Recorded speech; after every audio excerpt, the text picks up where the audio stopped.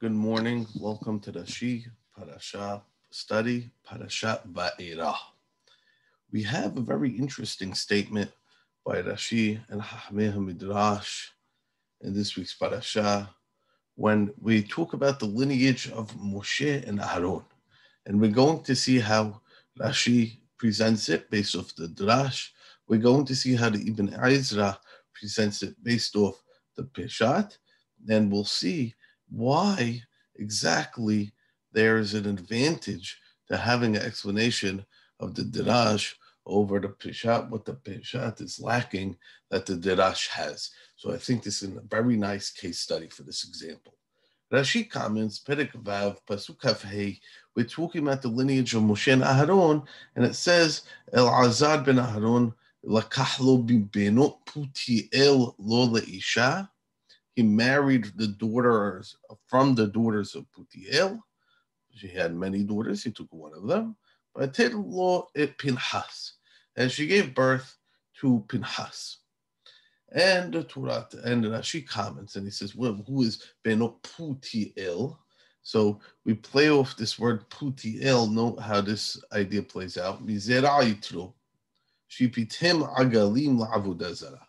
Number one, she's from the lineage of Yitro, who fattened cows or bulls for Avodah Zarah, right? As Avodah Zarah offerings, right? Because Yitro was Kohen Midyan, and therefore he was fattening the cows. That's the word pitim, in order to fatten the cow to make it a nice sacrifice.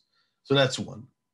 And then also from Zera Yosef, she was also from the lineage of Yosef as well. Shepit pit beIsro, who was mifatpet, who was mizalzel, who turned away his Yetzer Hara. He said to his Yetzer Hara, "Thank you very much," and he didn't give it any credence. That's the word pit, right? Like it was something small. And obviously here we're referring to the Yetzer Hara of Yosef to sleep with the wife of Potiphar, and he overcame that as well. Now, if we pause for a second, this Midrash infers that at some point in time, the lineage of Yitro and the lineage of Yosef come into contact, and they marry. They have a daughter, and then the son of Aharon, El-Azar HaKohen, goes and marries, and he has Pinhas. Assumedly, this is all happening after Yetziat Mitzrayim, when Yitro joins the Jewish people. But it seems to be Yitro's first interaction is from Moshe Rabbeinu. He joins the Jewish people when they're at Har Sinai after they left Egypt. And then there's a marriage that happens between somebody from Yitro's family, somebody from Yosef's family, which is fine. And then they have a child, and then a daughter, many daughters apparently. And Azar marries one of those daughters and then has Pinhas, which, by the way, would mean if Maaseh Pinhas happens at the end of the story of in the desert at the end of 40 years, that would mean that Pinhas can't be more than 20 years old or so, maybe 25 years old, because he would have to be born after this union between Yosef and Yitro. That's when his mother was born, and then his mother had to grow up. Let's say she had him at 15 even, so he was max 25 years old or something like that. And this seems to be fly in the face of the famous Midrash that why wasn't Pinhas a Kohen? Because he was born beforehand. He was born in Egypt, as this pasuk implies. But okay, well, maybe we'll deal with that a little bit later. We'll talk about that in a second. Ibn Ezra says, what are you giving me this nonsense? Firstly, he says like this. Let's slow down. It says, El-Azad, Hizkir Esha El-Azad ba'avur kevod Pinhas. In order to give kavod to Pinhas, therefore we mention the wife of El-Azar. Why does Pinhas deserve kavod? Kehunat Olam is the sachar that Pinhas got rewarded when he killed Zimri 40 years later, and therefore he's somebody hashuv, and therefore we mention his mother because she's someone who deserves kavod for giving birth to Pinhas. So in order to say, oh, even your mother is mentioned in the Torah, that's how hashuv you are. Okay. And Al-Ken B'derech Svara, says Ibn Ezra, makes sense to say Putiel Haya Ibn Israel, right? He's a Jew. Don't give me this whole thing that his family Vitro, they're getting married. By the time Pinchas by the time the wife of Elazar gives birth to Pinchas, who knows how long that takes? It sounds like they're in Egypt. Pinchas is born. So where did Elazar find the wife from? He found the wife from Bnei Israel. Don't give me this whole story that we're talking about in the future in the desert, that Elazar is getting married to a daughter of the union of Yosef and Yitro, and then he's having Pinchas. That's too much. Right? And then he goes, listen, we don't know the reason why his name is Putiel. Mishael is one of the names mentioned above. I don't know why it's called Mishael, so I don't know why it's called Putiel. What do I know? Obviously, he does that for the rhyme, Putiel, Mishael, but obviously all the names. Aharon, I don't know why Aharon is called Aharon. Well, all of a sudden, obviously, Ibn Ezra is responding to the Midrash. Well, all of a sudden here, you found the name, sounded funny, you had to give it a reason. You give me a reason for the name of Aharon. You don't have. So what do you have to say? We don't have reasons. We don't have reasons. What's this need to find a reason for the name of this guy, Putiel? Obviously, but Ezra knows the Midrash. He knew the commentary of Rashi already, and oftentimes he was a little bit angry that she said a lot of these things, because what are we doing here? Why are we pretending? And then he says, and even Moshe Rabbeinu, we wouldn't have known why his name is called Moshe if not for the fact that we know he is called such. So we look at the Ibn Ezra, we're inclined to say this makes a lot of sense. Rashi is putting us in the Midrash. It makes us feel uncomfortable and might contradict the different Midrash that we know of. And here, the Ibn Ezra is coming and giving us something easy. Don't be Duresh Shemot. What are you doing? We don't know why. We don't know any names. Take it simple. Guy was clearly Jewish. The daughters of Putiel, he married her and call it a day. Very nice. So the question is like this, and this is what we need to analyze. What advantage does the Drash has? What does it add to us? And right away, there seems to be something obvious here. There seems to be, number one, you're introducing a character. Benot Putiel. This is the easy answer, but I think there's much more depth to it. We'll start with this. Benot Putiel, as if he's a famous guy. He married one of the daughters of Putiel. I have no idea who Putiel is. Now, when you say Mishael, you're introducing Mishael, because he's going to come later in the Torah, and therefore it's important to introduce him. Okay, fine, he's going to die, right? I mean, he's going to take out the bodies of Nadav, Avihu, Mishael, and El Safan. Okay, so it makes sense to introduce him. Here you're talking about Benot Putiel as if he's a known quantity. I don't know who he is. And therefore, the Ramban already comments and says you have two options. Either it's a name that was supposed to be Doresh, or you have to say he's a famous guy in its time. Okay, so say that even Israel would say he's a famous guy in his time, but don't be Doresh the Shem. However, there's something else here. We can't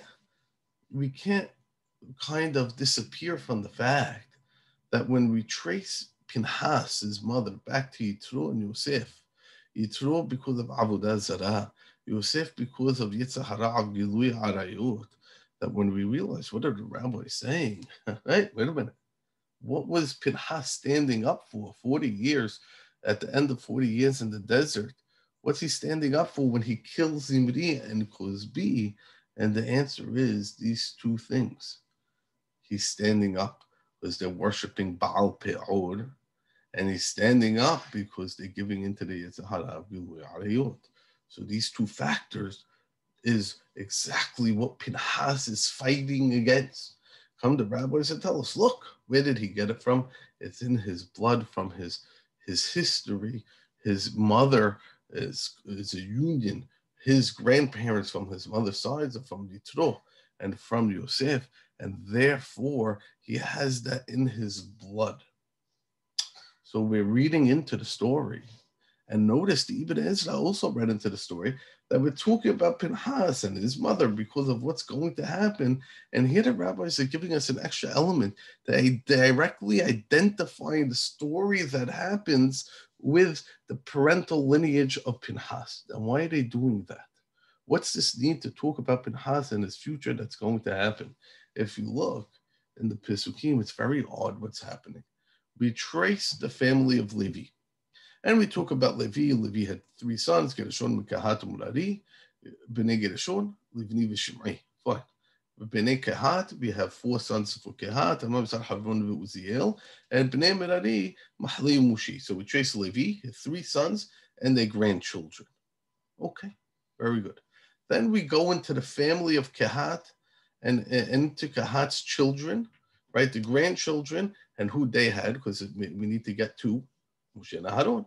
So therefore, we start in Pasuk Kaf. Amram marries his aunt Yocheved, which is interesting. Moshe Rabbeinu was born from what a union that will become forbidden to Am Yisrael later on. And she gives birth to Aharon, Moshe. Okay, fine, very good. Then we get to Bnei Tzad, Korach, Nefek, V'Zichri. Obviously, Korach we're going to see later on. Uvnei Uziel, Mishael, Ve'Elsafan, V'Sitri. Like we said, we're going to see these characters also later on. They're going to be the ones who are taking out Nadav Avihu. Okay, and then we go, and so we got great grandchildren of Levi from the family of Kehat only. Amram, Gershon and Merari and that grandchildren, or just their children. But Kehat, we go to Kehat's grandchildren, and obviously the answer is because we want to get to Moshe Rabbeinu. Fine, makes sense. But then we do something interesting. And this is someone who we're going to be introduced to, by the way. Elisheva, the daughter of Aminadav, the sister of Nahshon. We're going to meet Nahshon ben Aminadav. He's the Nasi of the tribe of Yehuda. So it makes sense that Torah is giving us who this person is. And she gives birth to Nadav et Avihu et Azad et Itaman. Okay. Then we go to Uvnei Korah. So Aharon, we don't mention the children of Moshe. We mention the children of Aharon, the great-grandchildren from the tribe of Levi. Okay, fine. Okay, it could work because they're going to say they're going to be the Kohanim later. Moshe's children don't have a position amongst Am Yisrael, so this could work. It's not problematic. Interesting, we mentioned the children of Korah. Clearly, this becomes significant later on in the story of Korah when the Torah tells us Uvnei Korah.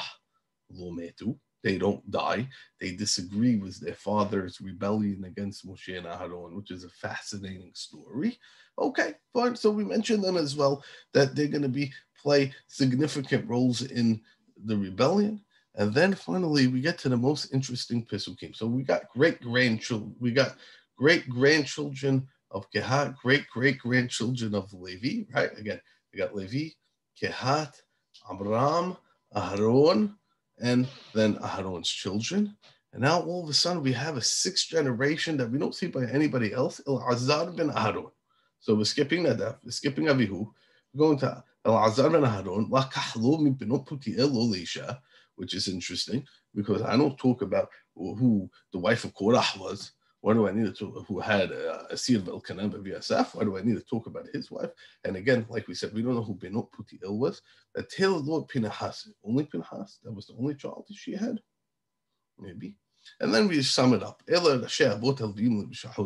the Torah is interested in talking about the lineage of Pinhas at this point in time specifically. Why? Because it's clear, it's foreshadowing the story that's going to come. The story that's going to come 40 years of the Jewish people in the Midbar, when Pinhas is going to kill Zimri and Cozbi. But notice what we gain here. Not just because it's random kavod of Pinhas to talk about his mother, who I don't know who she is, but rather, according to the Midrash, it becomes we're talking to you about the character of Pinhas. Who is Pinhas? What's he going to do? What's he going to accomplish? Where does that come from? It doesn't come in a vacuum. He's not just a Levi, but he's also coming from the descendants of Yitro and Yosef, people who moved away from Avodah Zarah, who moved away from Gilui Arayot, and therefore he has that ability to overcome the challenges that he's going to face, and specifically him who's going to kill Cozbi and Zimri, who are committing the dual act of Avodah Zarah and Gilui Arayot, as opposed to any other of the Leviim because of his unique lineage. It doesn't come from a vacuum, and that's what the Torah is telling us here. At no other time will it go back to the lineage of Pinhas and the children of Elazar. And notice how odd it is It's telling us just about Elazar ignoring Nadav and Avihu. Here the Torah is foreshadowing. It's speaking to stories that will appear much later in the Torah, the rebellion of Korah and the actions of Pinhas, and it's foreshadowing what's happening. It's Sefer Shemot speaking to events in Sefer Bimidbar, and that's why it's so unique. The Torah giving us meaning to the story, as opposed to the Ibn Ezra who says, yeah, so it's going to be important later on. Okay, so therefore we said it's mother, but it has no deeper meaning, and the Midrash is always searching for the meaning beyond the text, and therefore it's so valuable to simultaneously know the Peshat, because then I know what I'm forced to say, what I don't need to say, and then ask, why is the Midrash adding this? What is the meaning behind it? What can we learn from it? And it's clear the Midrash here talking about where things come from, where children react from, that it doesn't come in a vacuum. The importance of who the parents are, the role they play, what they gave to the child, that not all the times can Azad and the family of Leviim, as great as they were, couldn't give to Pinhas. And I think it's a very powerful message that this Midrash has for us. And Shabbat Shalom. Have a good week, and hopefully we'll continue next week with Parashat Bo.